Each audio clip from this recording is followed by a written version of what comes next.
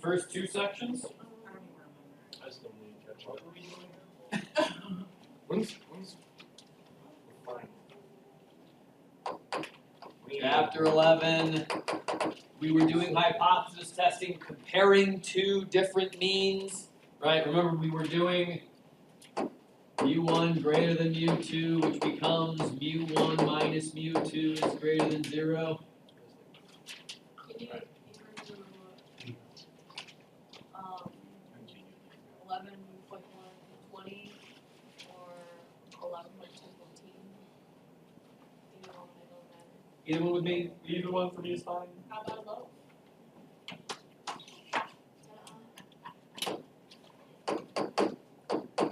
what number, 11.1?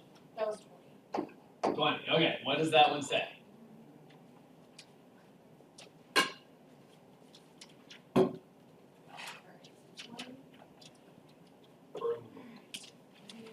question is asking for answer the following questions, assume all exercises meet the following conditions, or your I forgot what the circle means. It's whatever the term for that is. Sigma? Sigma, yeah, there you go. Okay. Sigma is unknown and the distributions are independent and normally distributed. Oh, okay. So a car service shop wants to use the best windshield wiper blades for its customers. They have kept track of their average number of sets of blades needed per year for two different brands of blades. 35 customers using brand A So brand A, hang on, n equals 35. Needed an average 1.2 sets of blades per year Star 1 equals 1.2, okay. with a standard deviation of 0.3. Okay. At the same time, 30 customers using brand B needed 1.3 sets. 30 x bar 2 equals 1.3. And a standard deviation of 0.7. Okay. Is there evidence at the 0.15 level to say that the customer using brand A needs less sets of blades per year than those using B? 0.05, you said? 1.5. 1.5? 1.5? That's weird. That's what I thought too. Never Okay. used that one before. You haven't used that one in this class before. I don't think we have. No. Alright, Probably was tricking me. and so, what were we trying to show? That brand A is less than brand B, or brand A is more than brand B? Brand Using brand A needs less sets of wiper blades per year than B. So mu1 is less than mu2, right? Brand A is less than brand B, so that's the generic version. Remember that all of our statistics in Chapter 11 are based off of differences of means, so we're going to convert that to being mu1 minus mu2 is greater than or equal to 0, and mu1 minus mu2 is less than 0. Alright, so since our n's are 30 or more, both of them, we get to use a z statistic. This is why it's in this chapter. So,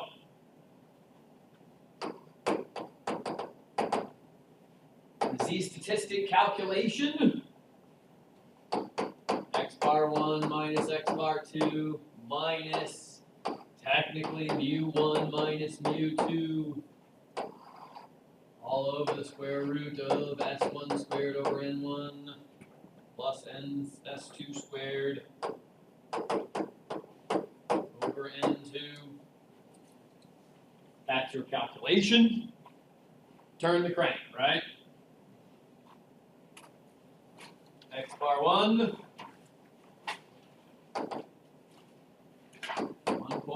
1.2, I sort at the decimal point.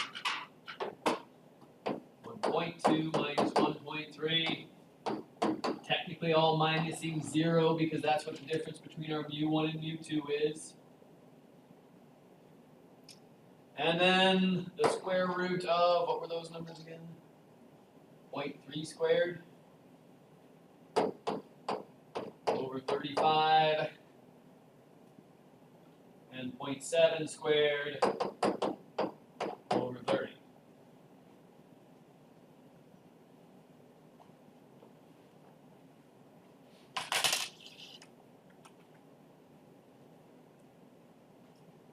So 1.2 minus 1.3, negative 0.1, divided by this lovely square root.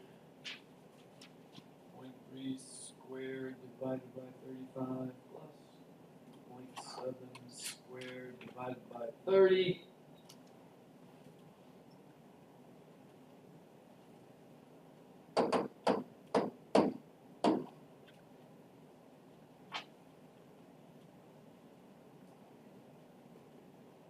All right.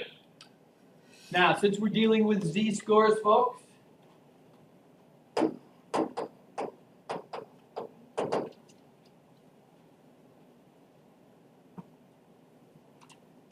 what's the p-value of z-score being negative 0.75 or 0.73? 0.73. 2327.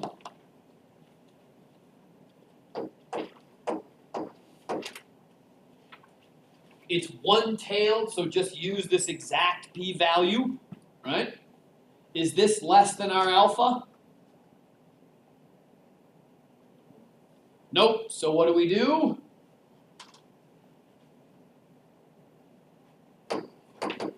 P-value is not less than alpha, so we fail to reject the null hypothesis.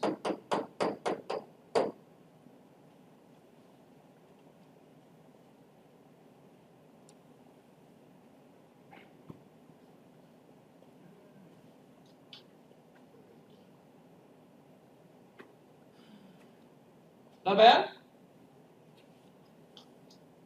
Is that what you guys got? You said if it's one tail, we can use the p-value, so if it's two tail, what? If it's two tails, you have to double your p-value here. Okay. That's the only trick. On a two tail, you multiply it by 10. That's if it's equal. That's if this is equals or not equal to.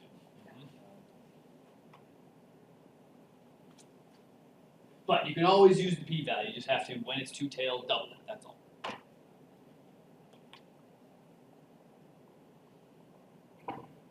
Not bad?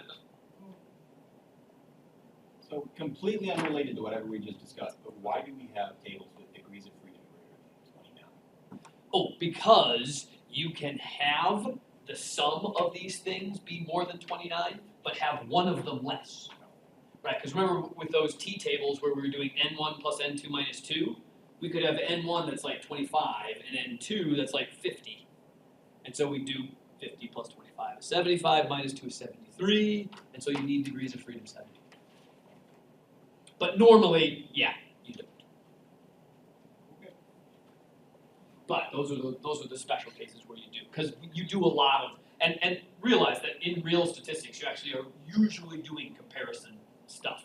And so you'll be using situations where you may have a large sample in one, but just not in the other, right? So you may be trying to compare, say, cost of a particular surgery in one hospital versus cost in another. And then this is a new hospital where you've only had this open heart surgery, say, 10 times. Whereas in this other hospital, it's been open for dozens of years, and so it's got 100 samples, but it doesn't matter. You've got one of them less than 30, it has to be a t statistic. And so you could have degrees of freedom, though, that are in the hundreds. And that, I mean, literally that does happen frequently, because you want to try and keep a comparison going while you're doing this, because you want to validate to stockholders and board members, et cetera, et cetera. And if you don't quote statistics at them, they'll get mad. And most of the people who are on boards know statistics, so they'll often say, show me the data. And then you actually have to show them, look, I've got 10 samples here, 100 samples here. And they'll be, oh, you had to use a t-statistic. And you'll be like, yeah. And if you didn't, they'll be like, smack, smack, smack, smack, by the way, you're fired. Because they will know. Board members are often business people who were mathematicians and had to take a lot of statistics. All right?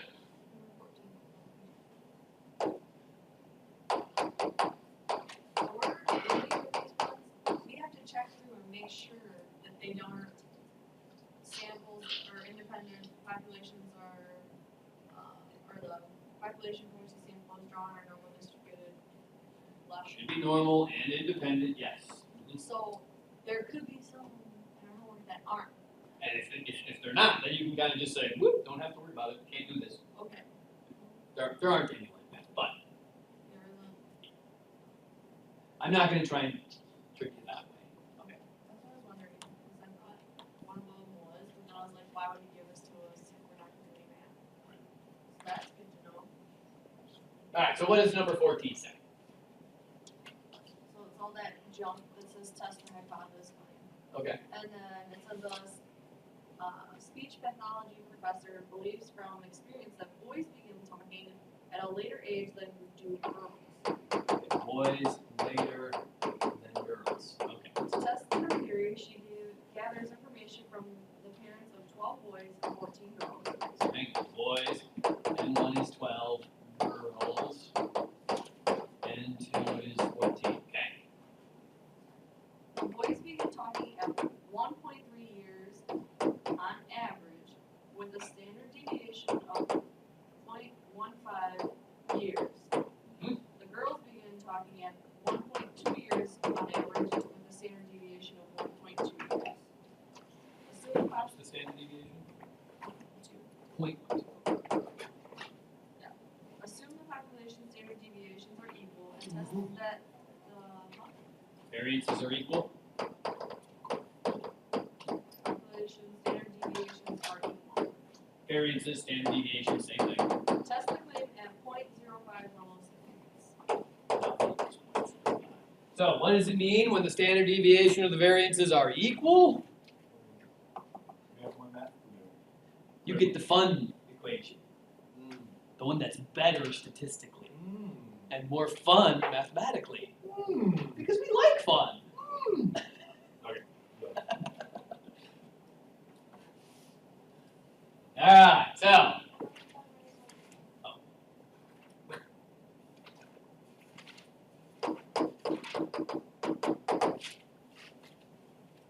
Well, before we jump into it, what are we saying again? Oh, I should always start with this. We have to go ho, ho, ho, ha, ha, ha, ha, all the way down this hall. So it's Christmas again. So, 1 minus mu 2 equal pop greater than 0. The null hypothesis is greater than 0. are we trying to show that boys are later, or are we trying to not show boys are later? We want to show that boys are earlier, right? Didn't it say we want to show boys are later than girls? Believes from experience that boys begin talking at a later age than girls. So we want to show that boys are more than girls. That's what we want. Overstep. U1 is greater than U2. Maybe you switched. Oh, well, I guess you went to, I was thinking first. If you're doing the ho is the opposite assumption, right? In theory, they want to show this. If they want to show something, that's what you make the ha, because you want to reject the null hypothesis and assume the alternative. So that's the goal, right? And then again, remember that you are always going to convert that to a subtraction.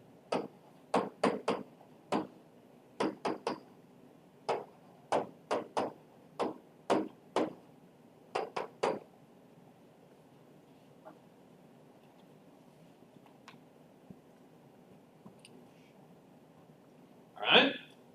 So, how do we calculate our t statistic? Start the same way, right? X bar 1 minus x bar 2, subtract mu1 minus mu2. And And then unfortunately we get this nasty equation underneath, right? Square root of n1 minus 1 times s1 squared plus n2 minus 1 times s2 squared all over n1 plus n2 minus 2. Isn't there a fun equation next to it? Huh? Isn't there a fun equation that has to come with it? Yeah, it's got another piece added onto it where you've just got the n's 1 over n1 plus 1 over n2.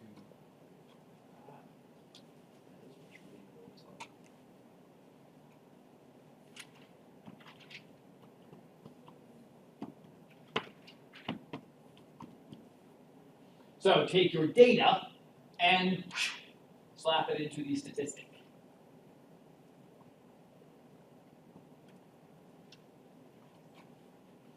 So now we're doing 1.3, 1.3 minus 1.2, all over.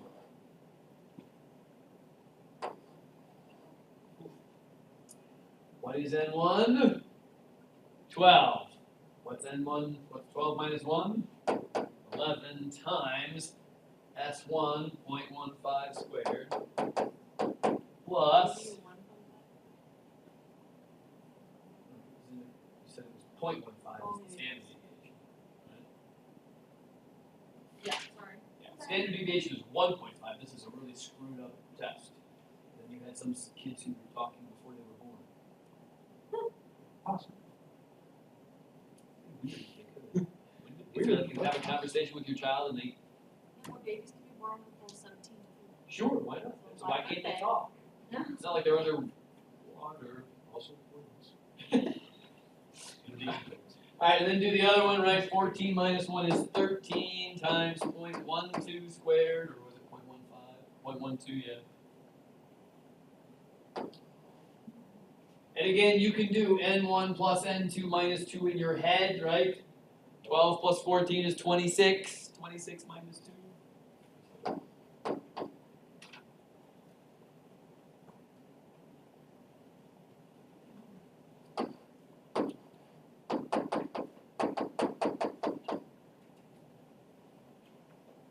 So do try to simplify this as much as you possibly can. It does make life easier.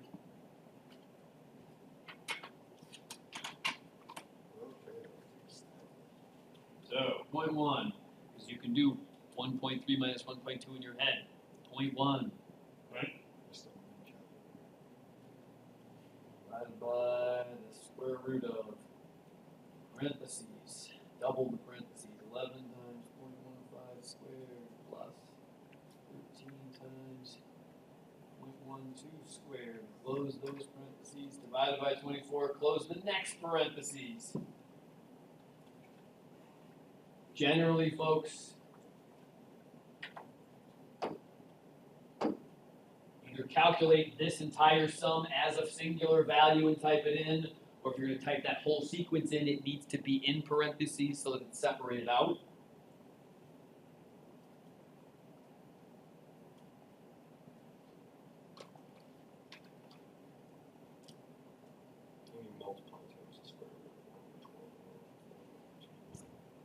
What I do, since I'm doing this all as one big string, is that I say whatever this is, 0.1, divided by this square root, and then divide it again by that square root.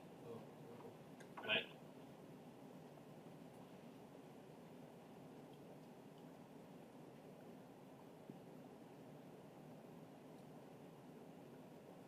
So did you guys get 1.89?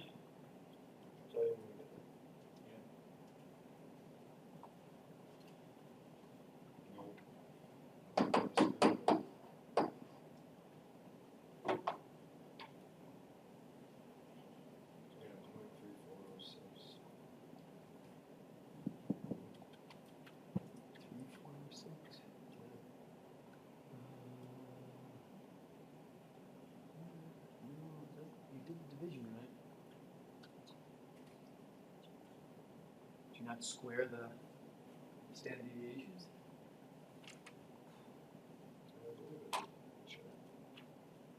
Yeah, I swear. missed one, I missed one I'm on this getting part. 0.5. So, let me try this. I don't know, I missed it. So you should have gotten that this number is 0.4347. So if you do 0.1 divided by the second square root of 0.4347 divided by 24, and then end that square root and divide by another square root, 1 divided by 12 plus 1 divided by 14.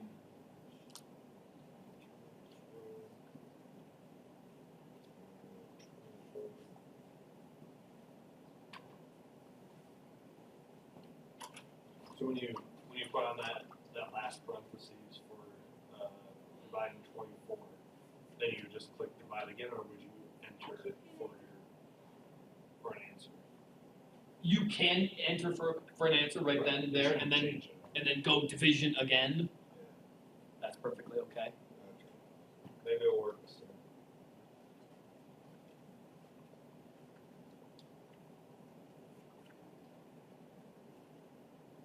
Got it. Yeah, I just forgot the square of the second.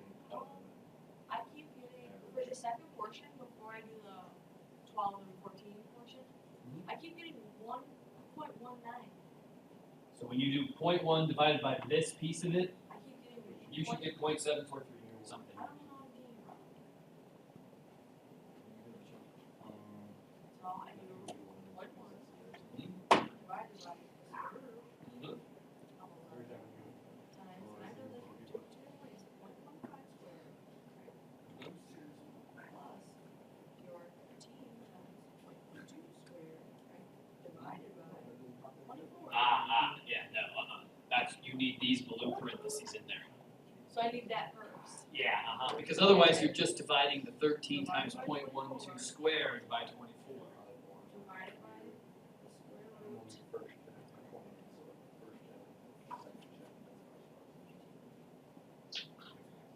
No, now we're getting into all still. So just use the fact that this sequence, 11 times 0.15 squared plus 13 times 0.12 squared is 0.4347. Can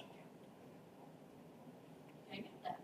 Okay? So now just do the 0.1 divided by the square root of 0.4347 divided by 24. One step. That should give you the 0.7430 blah blah blah blah. Huh?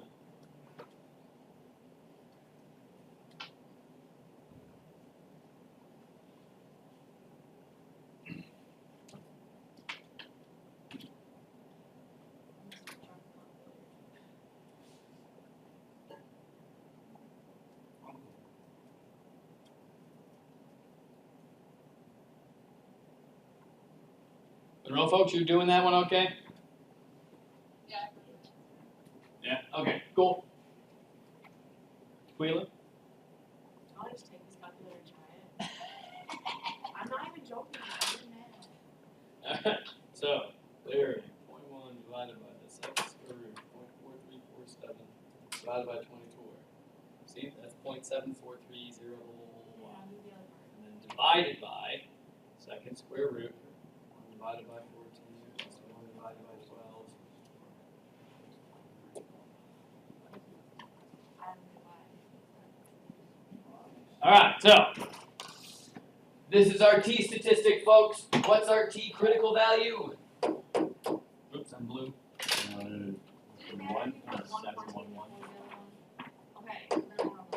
Okay, no. What are my degrees of freedom? 24, 24. Why are they 24, Ben? because that's 12 plus 14 minus 2. Yeah, n1 plus n2 minus 2, right?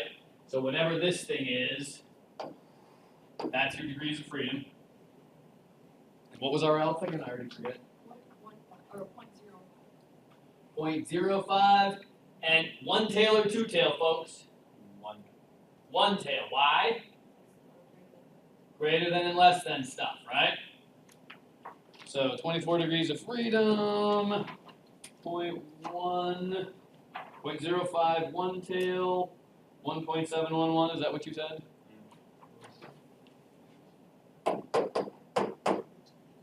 Is our t statistic greater than our t critical? Yes. Therefore, we reject the null hypothesis and assume the alternative is valid.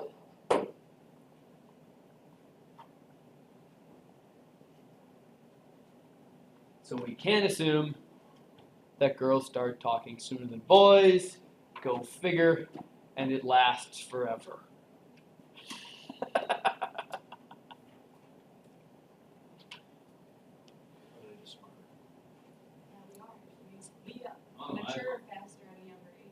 I completely agree. I'm still not mature yet. One of these days I'll get mature. But no, I'm not holding my breath, and neither is my wife. Alright, so not too bad, folks. Again, the hard, annoying part of this is really sort of making all of this fit and work in the calculator, and that just can be frustrating a little bit. You just gotta practice a little bit, alright? Alright, so on to the new stuff then, alright?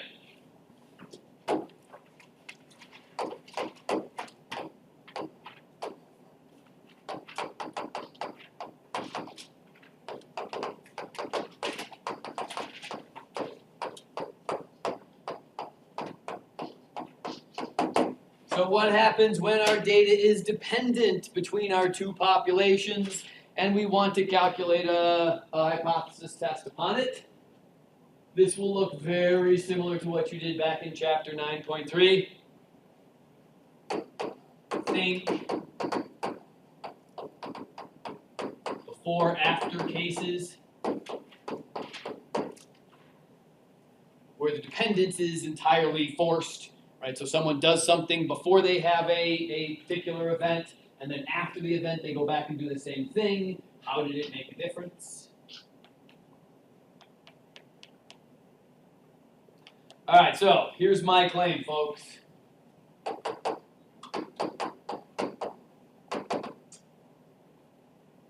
I claim that taking my statistics class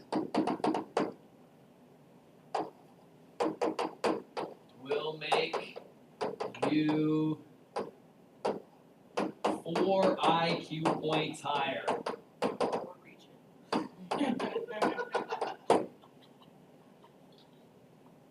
That's my claim, folks. So, that's legit, right? I wouldn't put me as a test subject. I know, exactly. Oh, come on. You could have done like, will make my students more stressed out. No, taking statistics is a very good class for your overall IQ, because what it forces you to do is to be more critical of the information that you are given. If there's one thing I hope you guys get out of this class, I don't expect you to memorize any of the bullshit formulas that we do throughout this entire class. That's just ridiculous, right? You should look those things up whenever you need to. But what you should do is question everything that you read, right? If someone says that this statistic is real, I want you guys to think, why? Prove it. Not just quote a statistic and say, this is true because I say it's true, right? You say, show me the data, right? So if someone says that, that families in Wisconsin make more money than families in Illinois, you want to see how they figured that out, right? Right? And so if they're being paid by the state of Wisconsin to show that, then you should immediately start questioning the data, right? Might be a little biased. Yeah, if you know there's bias behind whoever is doing the report, now you have started to learn how to be critical thinkers, right? That's sort of the goal behind this. What I'm trying to show you with all this other stuff is how to dispute what other people actually say, right? A lot of times they won't follow the rules, and you should call them on it when they don't. Here are all the rules that you should be quoting at them and throwing at them and saying, hey, when you got the data, did you, blah, right? I mean, that's a critical thinking step. does make your IQ higher, it really does, because it forces you to start thinking sooner. Whereas before we kind of read things and react, whereas this starts to force us to read it and say, hey, wait a second, by the third sentence of this 8-sentence paragraph, I'm already going, I call bullshit, right? I mean, that's an important step, all right? All right, anyways, right. So, let's see, how many of us are there? There's 8 of us, right? There's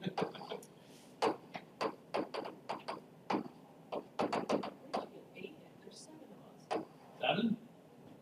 It's gotta be 3, 6, oh, there's 9 of us, right? Because there's Oh, I 3 over guess on the we other will. side, right?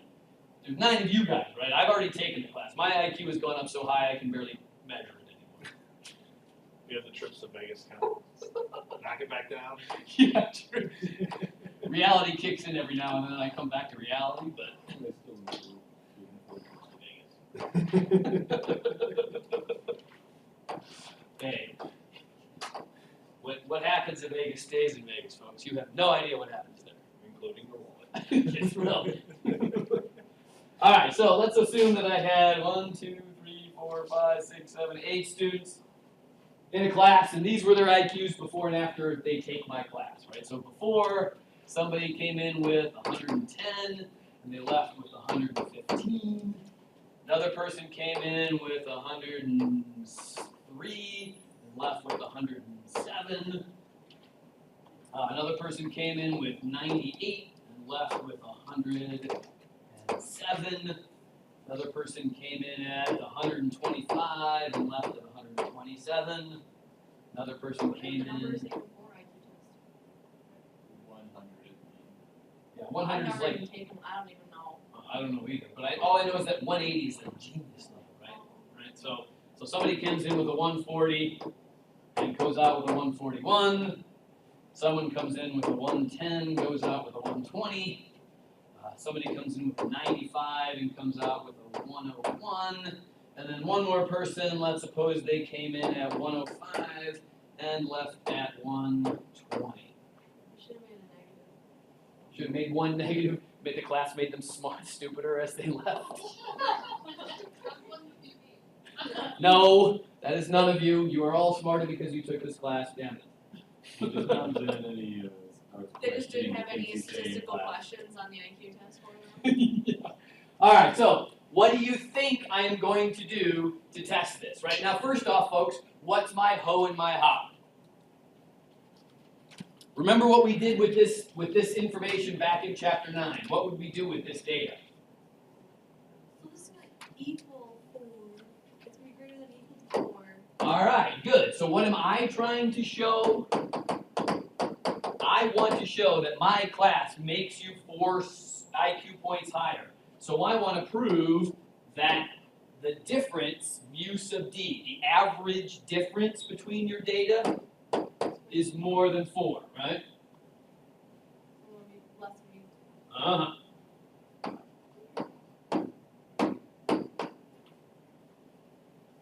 And your job is to do essentially what you did back in chapter 9. Everything is essentially the exact same, except that now you have to do the hypothesis testing on top of it instead of just calculating a confidence interval. All right? That's the cool part about this, is that it's a reinforcement because we're really doing the same thing, just taking it one step further. So, what's the difference before and after? 5, 4, 9, 2, 1, 10, 6, and 15. That kid would have better had an A in this class. I would hope.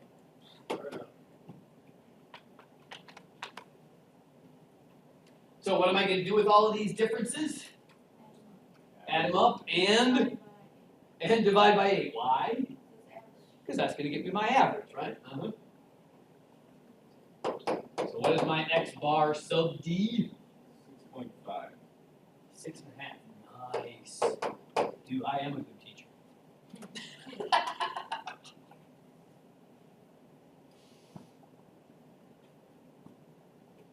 Standard deviation is 4.6. 4.6. Fancy calculator. You usually Note, folks, if you were going to do this the long way, remember how to calculate standard deviation, right? It's the sum of your data minus the mean squared divided by your mean. So we go as difference though? Yeah, Oh, I got it. that's perfectly fine. You do it in Excel. I did not want to do it right. I am perfectly okay with that as well. It kept on like glitching on me.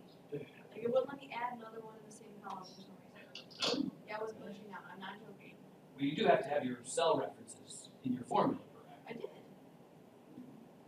In theory, it should make a difference. But, I mean, we can sit down and play around with it if you want. Alright? So, note that we're going to have to use t-statistics, folks. So you mean you have the sum of the data is all the difference data, right? Yes. Yes. So this, Divided. all based off, you basically just throw all of that away and just work with the single difference data between your information. Right? So the average of these numbers should be 6.5. The standard deviation of these numbers should be the 4.6.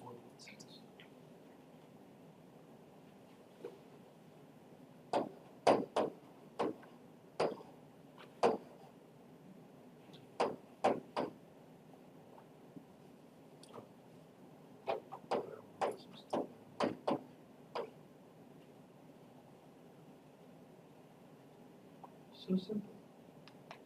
So take the average of your sample, subtract what the mu sub d is going to be, and then take, and you can either do, well, I suppose, depending how you want to do it, you can put the square root over it. You could also write it like this. Just do s sub d over the square root of n. Either way, those are both the same. What I wrote before and what I've written here are the same. Square root of s sub d squared over n. I moved the s sub d squared out of the square root because the square root of a square cancels. Say it cancels it out. Yeah, so you don't need it there necessarily. But it's like, what level are we testing this at? What do you want to use alpha? I always like 0.05, that's my standby.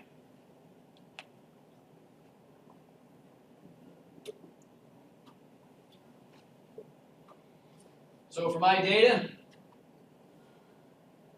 6.5 minus 4 all over 4.6 times the square root of, what was it, 8? Yeah, we just had 8 numbers, right? 2, 4, 6, 8, yeah. I don't know what I'm doing yet.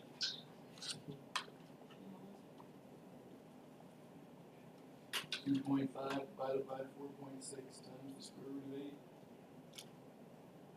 1.537, blah, blah, blah, blah. Why'd you times it? It's divided by the square root. If you divide by divide, multiplies. Or you just put that whole thing on the bottom of it? Either way around it, yeah. Or it's both ways. But you should get 1.437188, blah, blah, blah, blah. Yeah. Hmm? 437? I got 1.537, right? Yeah. You said 1.4. Did I? Yeah.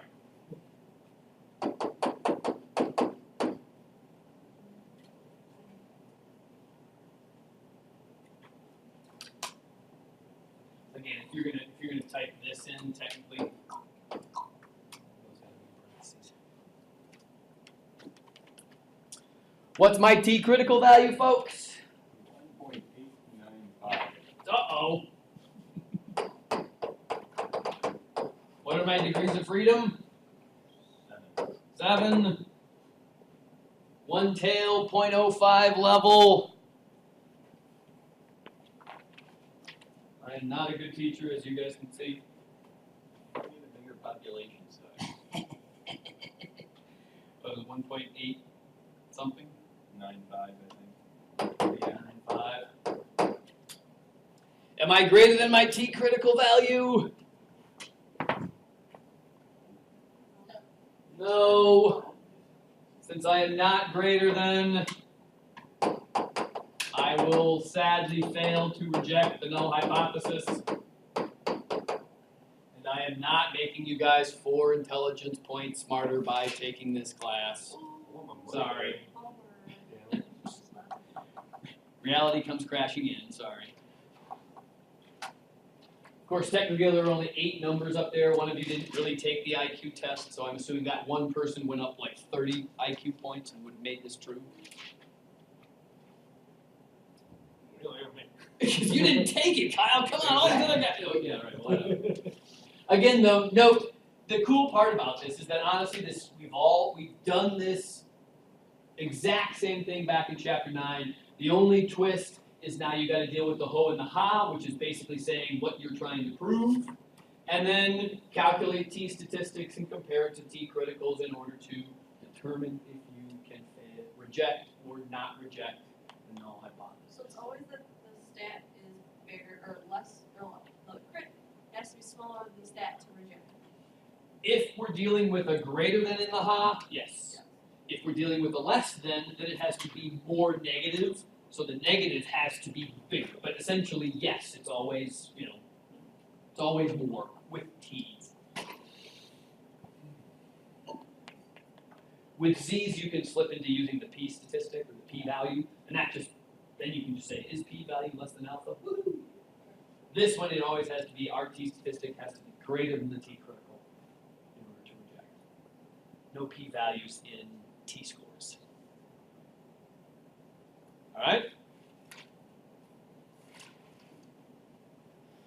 So, Great. how many what did I assign in 11.3? Like 2, 4, and 8. 2, 4, and 8? Yeah.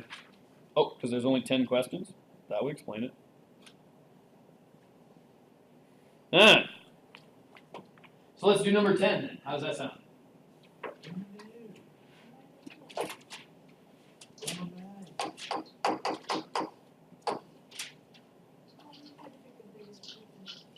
Is it the biggest one? Yeah. It's not. They all have about the same number of rows, right? Do you look at it? What is wrong with you? Basically, we're trying to study inflation, right?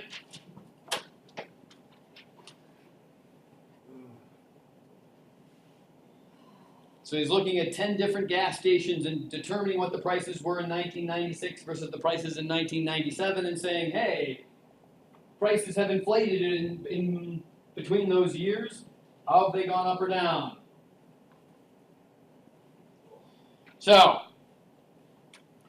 note, the way I would do this problem, folks, I would use Excel.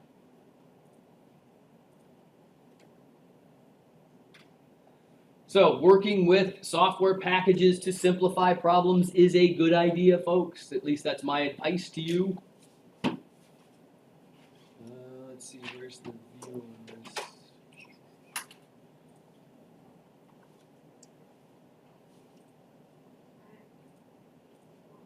There we go. Oops.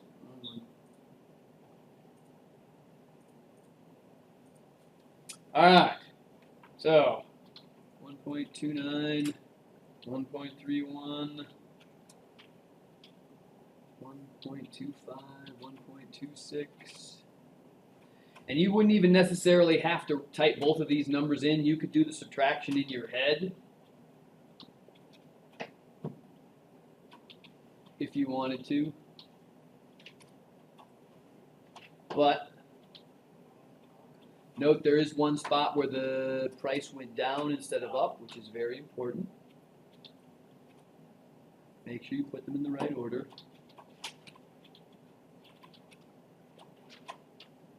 1.28 to 1.3, and last but not least 1.3, 1.31. Yeah. At least I hope I did, didn't I? Yeah, I did. All right. So we want to take the difference between these two, B1 minus A1, right? And note that's how you put formulas into Excel if you haven't ever played around with it. Type in the equal sign to access the cell pointers, and then the row and columns are where you're actually doing the subtraction. It'll do the subtraction for you. What was that? B1 minus A1. Start with the equal sign to get to the formulas. And note, once you get one set up, you can just click and drag it to make it repeat the formula with each successive row, right? And then you can just say, hey, over here equals the average of all of these numbers. Boop. There's my mean.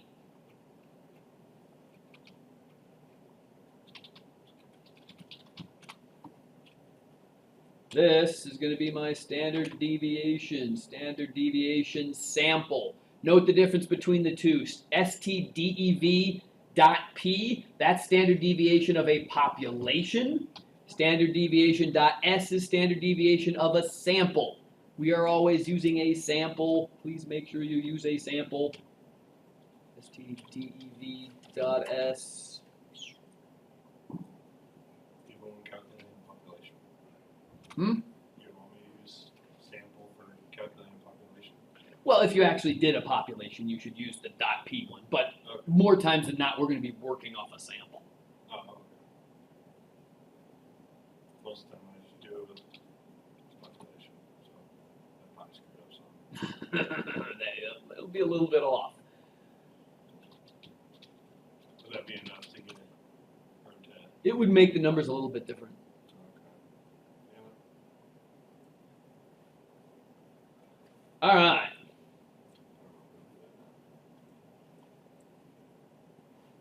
So there's our sample standard deviation and our sample mean. Note, this can be your data, right? You can just use that to work off of your numbers, right? So go back to your problem and say, oh, okay. So from Excel, x bar sub d equals 0.011. S sub d, what was that?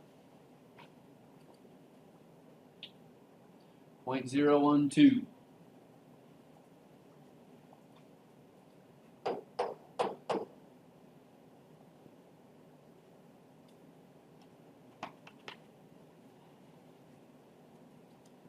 Remember that n is equal to t. So that you can actually just do all the data first and then go through the problem and actually say, okay, what am I asking to do, right? He's testing his claim that there was inflation, right?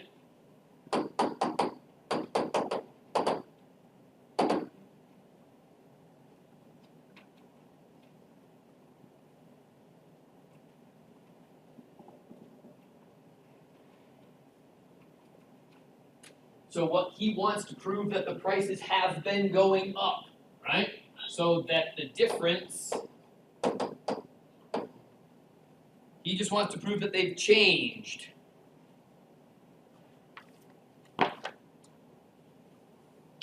He's not necessarily saying that they've gone up or down, he's just saying that they've changed from year to year besides inflation. So he's calculated inflation out of there. And note, since we're using mu sub d not equal to 0, two-tailed test, which is kind of why I wanted to do this example, right? And what would we say that our alpha was? 0.01?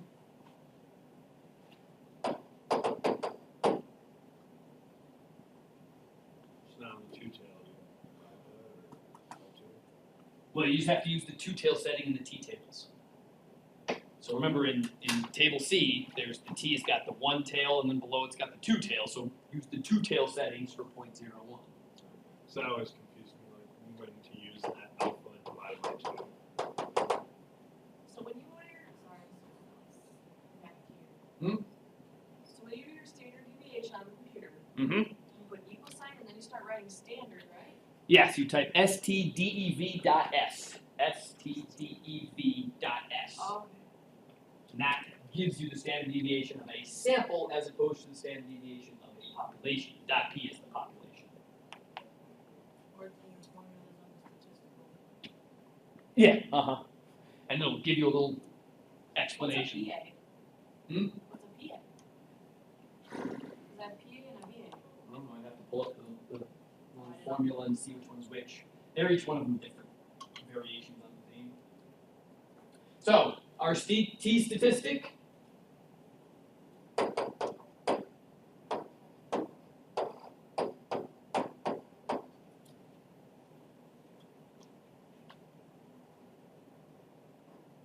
So, x of d, 0.011.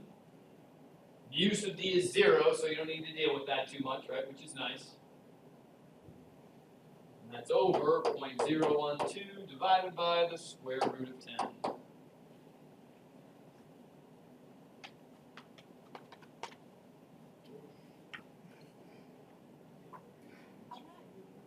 getting the XD and SD. I'm not, it like don't say the average C1 for C10. Yeah. It doesn't give me the average.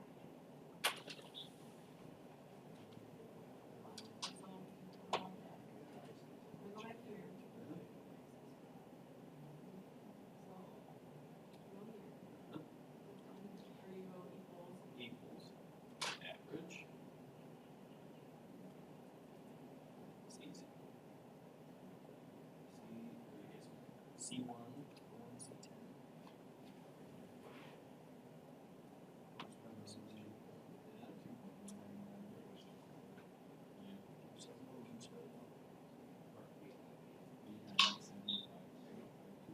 Oh, there they are.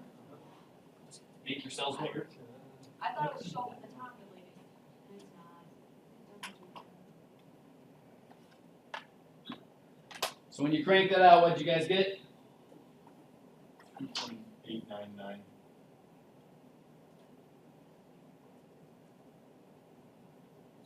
For 10.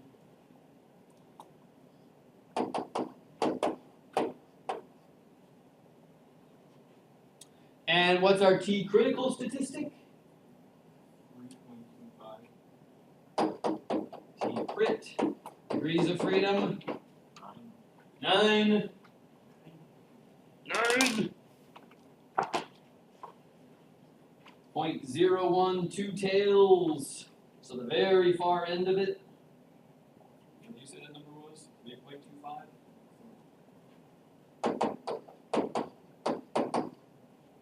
And are we greater than our T critical value?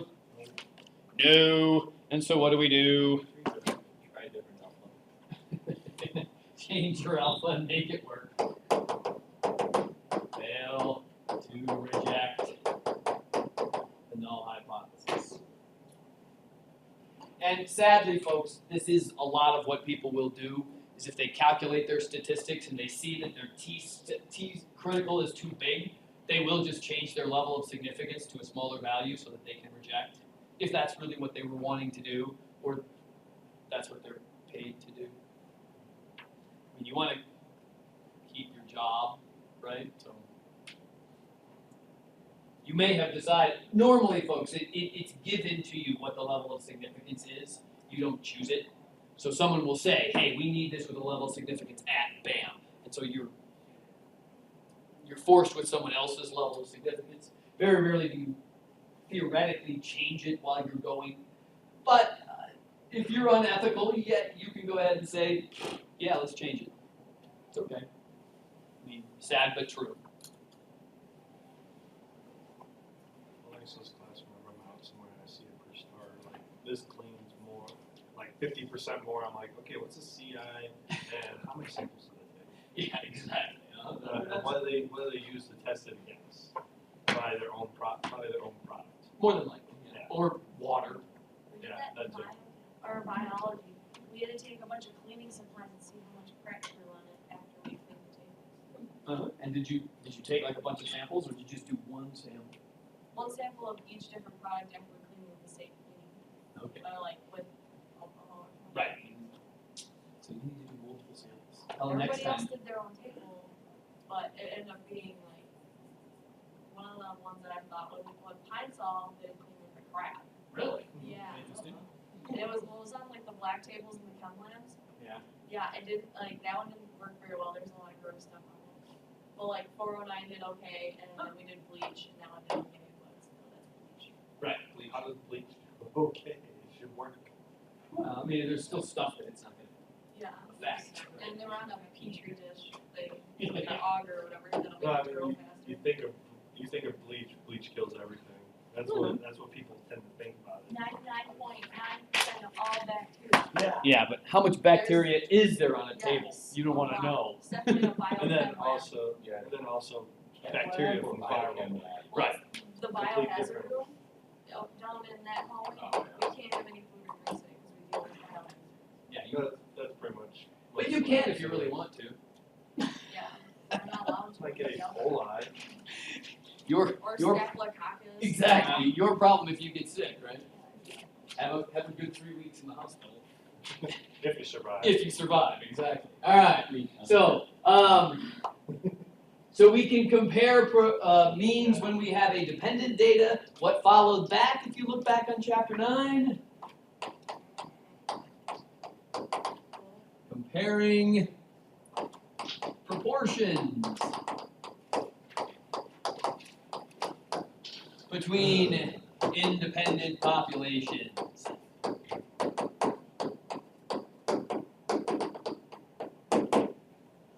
And doing hypothesis tests on those, all right?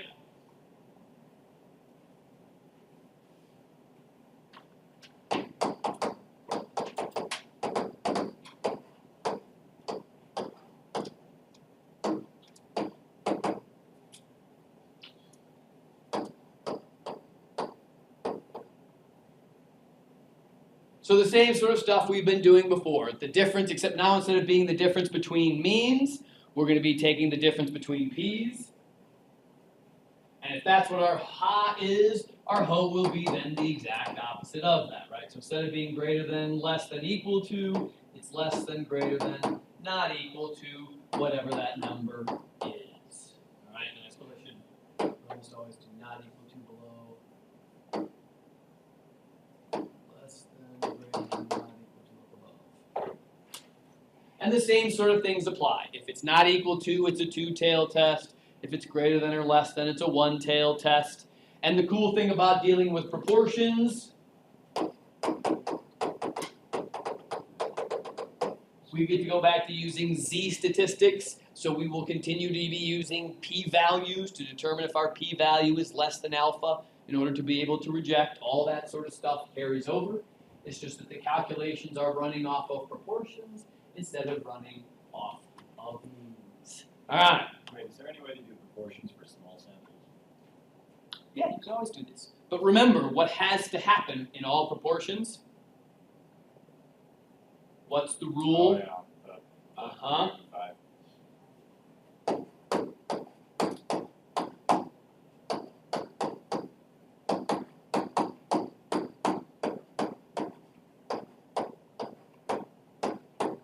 This thing still has to be true. And again, remember, if any one of those is not true, you're done. And this is why normally proportions with small sample sizes don't work, because n times the proportion won't be greater than 5, right? Usually you've got to have a decent sample size to guarantee that the product of those two is a value greater than 5. And again, P2 has to be bigger than, or a 0 in gallons or 5. oh, did I write 0? Oh, sorry, 5. It's always 5. Got to 0.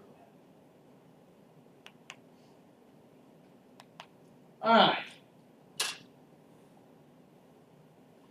And the statistics, you're probably not going to be surprised, right?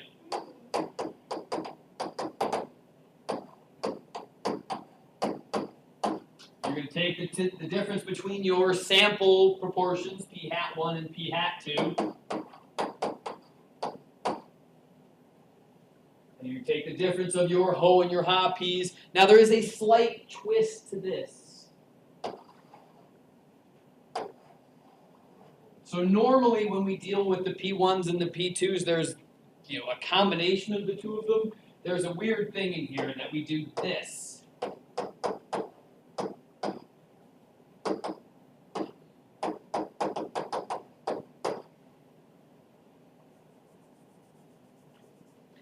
P bar. The mean, or the average is about The average of the proportions, and it is also a weighted average of the proportions. Okay, so it's a little bit funky, all right?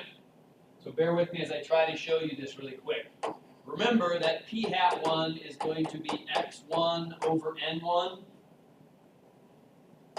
and p hat 2 is x2 over n2. The weighted average of those two proportions is p bar, and the cool part about it is that it's just x1 plus x2 over n1 plus n2. And so what this does is it weights the proportion that has a bigger n or a larger sample size, which should make sense because you sampled more people. So it's proportion average? It's an average of the proportions, but it's a weighted proportional average. So don't just take the two p hats and average them, because that's a different value than this p bar, okay? Again, if your n1s and n2s are exactly the same, this will be the average of these two. But if the n1s and n2s are different, then you got to do this. That's the only way to get the proper weighted average. All right? All right, so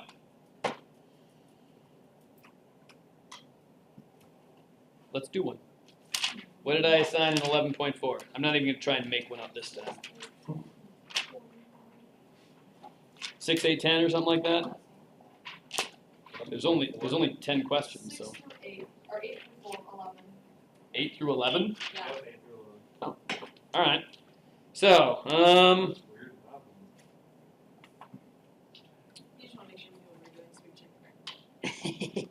I would like it if you use the back of the book to do the odd ones to make sure it's not a bad idea. So let's try number 7 then. Please take the last class. What? How's it? Do I need to flip my page? Which one doesn't?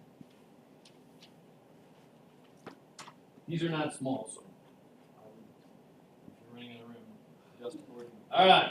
So, university officials hope that changes they have made have improved retention rates. Oh, good Lord. That is definitely something that every school in the country is worried about right now. Retention, retention, retention. I always tell them, eat more salt, you'll retain water. Will that work? For your body, yeah. Maybe not You for don't your learn through osmosis. You don't? Dang. Okay, I just have to hit you harder with the book? Alright, so in 2004, 1,400 of 1926 freshmen returned. In 2005, 1,508 of 2011 freshmen returned. Using p-values, determined if there was evidence at a 0.05 level to say that retention rates have improved. Alright, so 2004.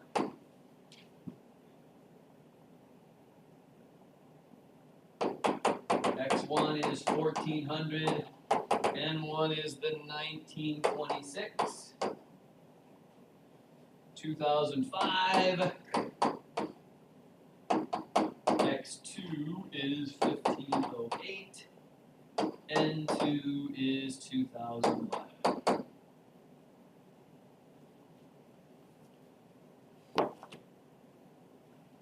What was the alpha? 0.05?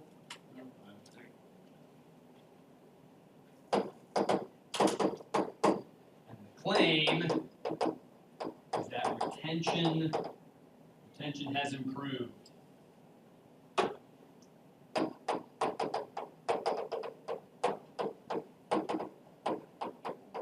So what does it mean to retain if your improvement has retained, or your retention has improved from one year to the next? Yeah, you have a higher proportion in the second year. So our ha is that p hat, or p2 I suppose I should say, p2 is greater than p1. That's what we want to show, that in 2005 we retain at a better rate than 2004. So the ho is the opposite of that. And remember, we always work off of differences.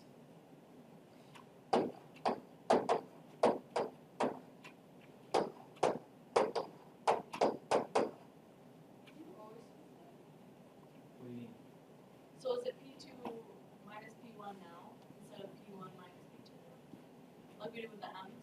You can do it either way, it doesn't matter. That's the nice part about it. Oh, it is. Nope.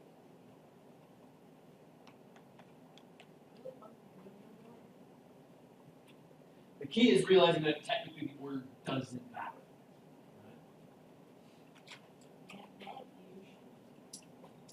But you don't have to, because you guys know how to do 2 minus 1 or 1 minus 2. Negative numbers are your friend. Alright, so first off, folks, what's p hat 1 and p hat 2? I didn't leave myself enough room to write it down. So what's p hat 1? How do you calculate your p hats?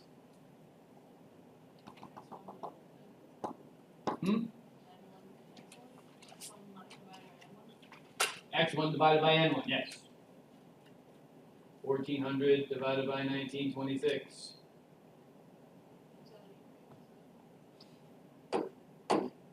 So 73% retention rate in 2004. What's my p hat 2?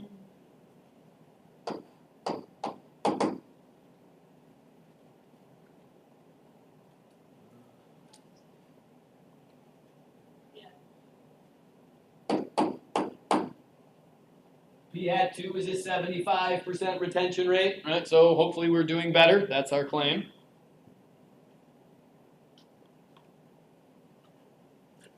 And technically, folks, what's P bar?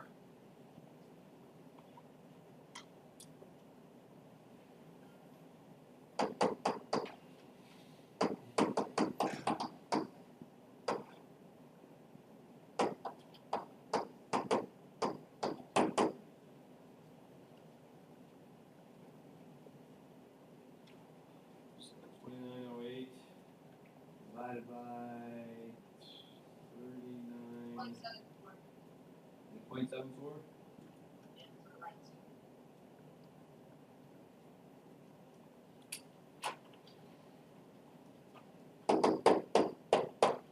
.7386, blah, blah, blah, blah, blah. Should make sense that the average is between the two of them, right? Even though the 2005 number is a little bit more weighted, it won't make much of a difference. All right, so what's our Z calculation?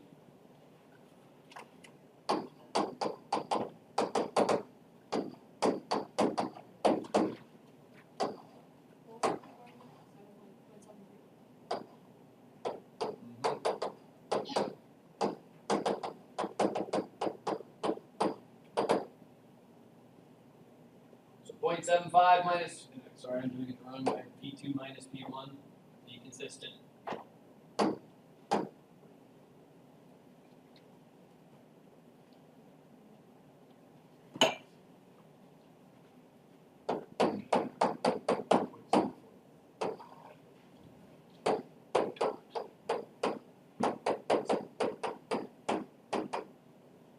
What were those numbers? 1926 and 2011. 1926 and 2011.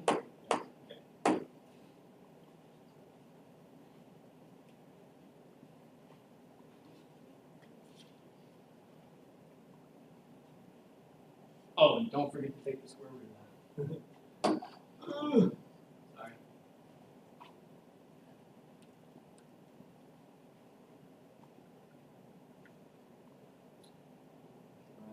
The square root of 0.74 times 0.26 times parentheses 1 divided by 1926 plus 1 divided by 2011. Close those parentheses, close the square root parentheses. You guys get 1.43.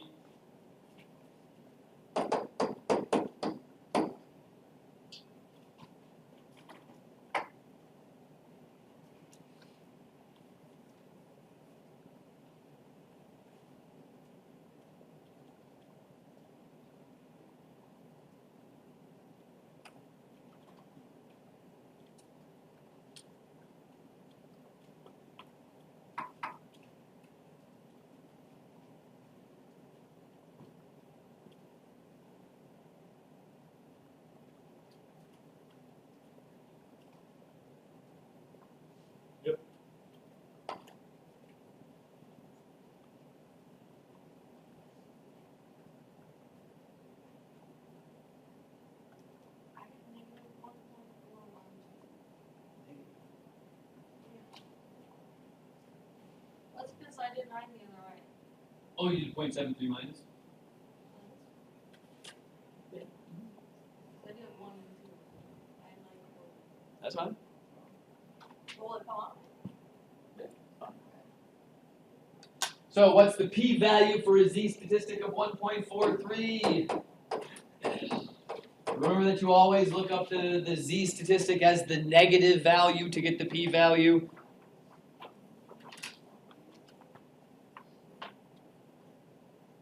Negative 1.43. 0.0767.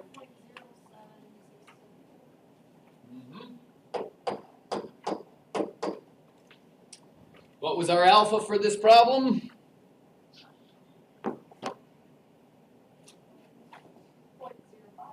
0.05. Is our p-value less than our alpha? No. Wah, wah.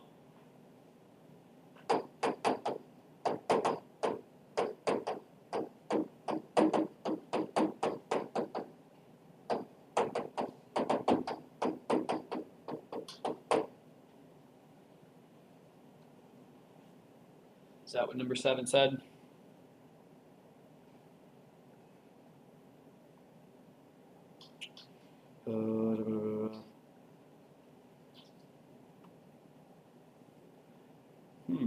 They got a z-value of Negative 1.64. 1.64.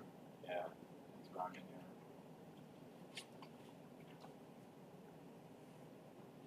Oh, they use probably more decimal points in their percentage. Yeah, I got the 1.64 and just plugged it in whole. Ah, okay.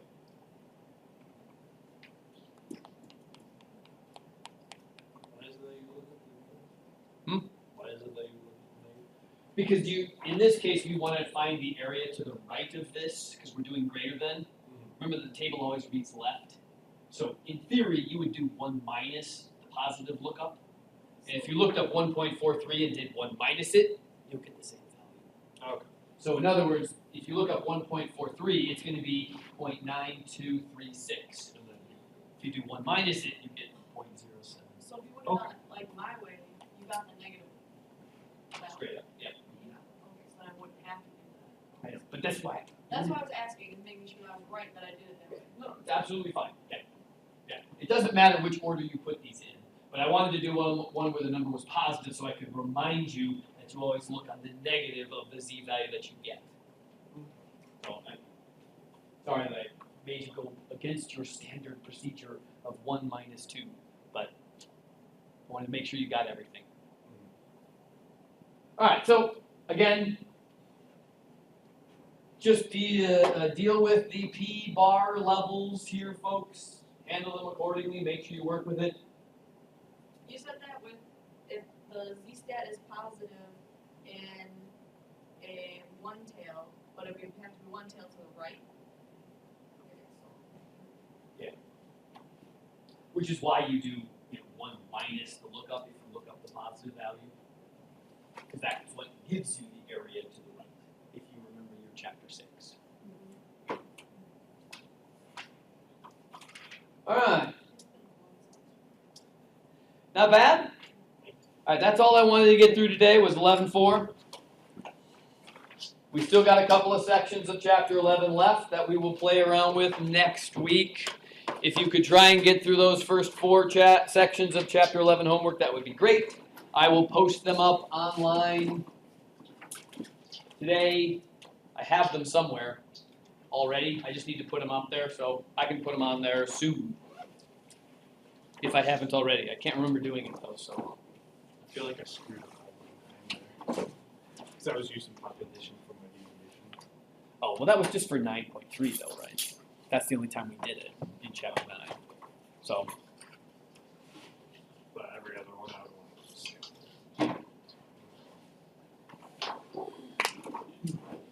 We only did 2 of those, I think, right? Once it goes through here and it's done there, it's gone.